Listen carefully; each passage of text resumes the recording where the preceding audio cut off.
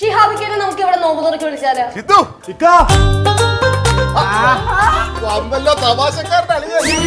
പുതിയ കമ്പനിക്കാരെ കിട്ടിയല്ലോ. ഇന്നിക്കാ നമ്മളെ ഞെട്ടിക്കും. ബിരിയാണി മാത്രമല്ല വേറെ കുറെ സ്പെഷ്യൽ ഐറ്റംസ്. ഈ ബിരിയാണി ഞാനുണ്ടാക്കാം. നല്ല തലശ്ശേരി ദം ബിരിയാണി. പിന്നല്ലേ. ഓക്കെ തുടങ്ങാം.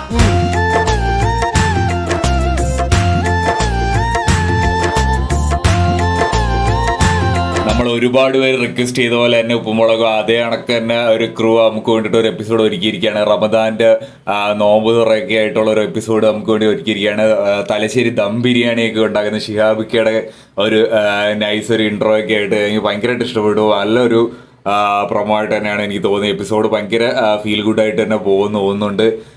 കുറച്ച് മിസ്സിങ് തോന്നിയത് ശിവാനി ഗൗരിയമ്മയ്ക്ക് ചെറിയ കല്ലൂനെ ഒന്നും മിസ് ചെയ്തു. ബാക്കി ഭയങ്കര രസകരമായിട്ട് തന്നെ തോന്നി.